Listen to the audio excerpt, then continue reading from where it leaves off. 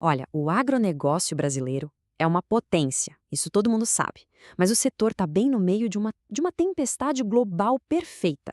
A gente fala de guerras, juros nas alturas, instabilidade. A grande questão é como o setor sobrevive a isso. Nesta análise, vamos mergulhar fundo para entender as forças que estão sacudindo tanto o campo quanto o mercado financeiro aqui no Brasil. E, para começar, vamos direto para um aparente paradoxo. A economia brasileira enfrenta juros altíssimos, um cenário de bastante instabilidade. Então, por que raios a bolsa de valores subiu? A resposta para essa pergunta, como vamos ver, revela muita coisa sobre o momento atual do país. Para a gente entender o que está acontecendo aqui dentro, primeiro a gente precisa olhar para fora. O cenário global vive uma tempestade daquelas, com ventos contrários soprando de tudo que é lado. E o agronegócio brasileiro, claro, está sentindo o impacto direto disso tudo.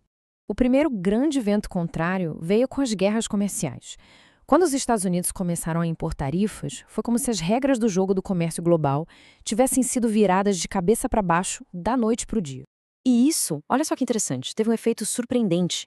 No começo, as tarifas prejudicaram o Brasil sim, mas depois, com as regras se equalizando, a altíssima produtividade do nosso agro acabou virando uma vantagem competitiva.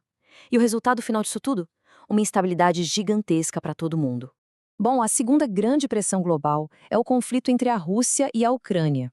É uma guerra que, apesar de parecer distante, atinge em cheio um dos insumos mais críticos para a agricultura brasileira. E aqui a gente vê a dimensão do problema. Dá uma olhada. Mais de 30% dos fertilizantes usados no Brasil vêm de empresas russas. Com a guerra, as sanções e todos os problemas de logística, criou-se um gargalo enorme, que fez o custo de produção lá no campo disparar. E para completar essa tempestade, um terceiro foco de tensão explodiu lá no Oriente Médio.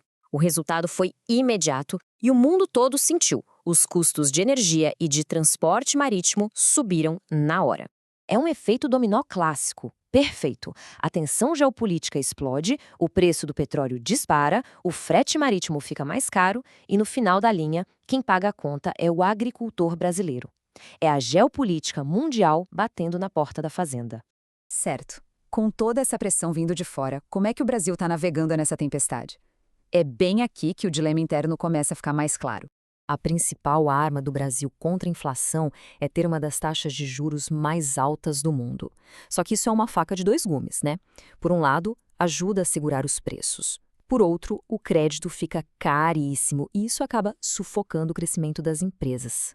E para entender o que aconteceu na Bolsa, a gente precisa comparar dois mundos bem diferentes. O mercado americano, ele é como um transatlântico, mais lento, mais previsível. Já o brasileiro, historicamente, é um barco menor no mar agitado, muito mais volátil e especulativo. E pronto, aqui está a resposta para o nosso paradoxo lá do início. A Bolsa brasileira não subiu porque o cenário aqui dentro melhorou magicamente. Não, ela subiu porque o cenário lá fora, principalmente nos Estados Unidos, piorou. Com medo do isco americano, os investidores globais foram buscar abrigo em outros lugares, e uma parte desse dinheiro acabou vindo parar aqui. Ok, mas e na prática? Lá no chão da fábrica, ou melhor, da fazenda. Como é que toda essa conversa de juros e mercados globais afeta a vida de quem está no campo, na linha de frente da produção? Essa frase aqui resume a situação de um jeito muito poderoso. Basicamente, as empresas brasileiras hoje têm dois grandes sócios que não foram convidados.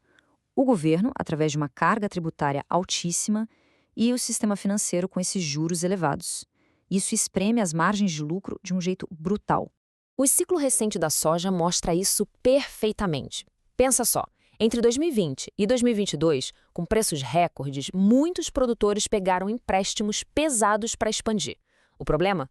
De 2024 em diante, os preços despencaram. E aí, quem estava muito endividado começou a sentir o aperto de verdade. Mas afinal, o que é que faz os preços das commodities subirem e descerem nessa verdadeira montanha-russa? Existe, sim, uma lógica por trás de toda essa volatilidade. A chave para entender esse mercado tem um nome. É a relação estoque/uso. Pensa nisso como se fosse o principal termômetro do setor. É uma conta simples. Mede quanto produto existe guardado no mundo em comparação com o quanto está sendo consumido. A regra de ouro é bem simples de entender. Se tem muito estoque para pouco consumo, a tendência é o preço cair.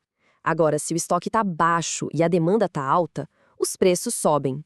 É a oferta, que muda o tempo todo, que realmente gera essa volatilidade toda. O ciclo do boi é um exemplo perfeito disso na prática. Em 2024, com muitos produtores abatendo mais fêmeas, a oferta de carne aumentou e o preço caiu. Agora, a estratégia está mudando. Em 2025, a tendência é reter essas fêmeas para reconstruir o rebanho. Ou seja, menos carne no mercado hoje pode significar preços mais altos amanhã. E agora, se prepare para esse número, porque ele é realmente impressionante. O volume de dinheiro negociado nos mercados futuros de commodities é de 5 a 30 vezes maior do que o valor dos produtos físicos, aqueles que saem da fazenda. Isso mostra que o jogo não é decidido só no campo, de jeito nenhum. O preço é, em grande parte, ditado pela especulação financeira global. Diante de tanta volatilidade, a questão do financiamento se torna ainda mais crítica. Vamos ver um pouco como o crédito para o agronegócio está evoluindo aqui no Brasil. Pois é, o crédito tradicional do governo, o famoso Plano Safra, simplesmente não dá mais conta do recado. Os recursos são limitados e a verdade é que o Estado não consegue financiar sozinho o crescimento de um setor gigante como o agro.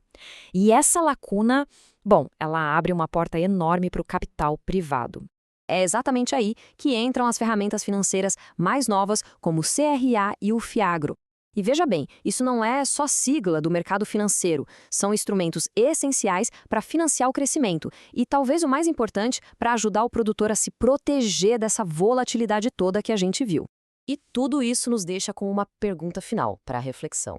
Em um mundo cheio de choques globais e com um crédito estatal que já não é suficiente, será que a inovação financeira por si só vai ser o bastante para garantir o futuro da potência agrícola que é o Brasil?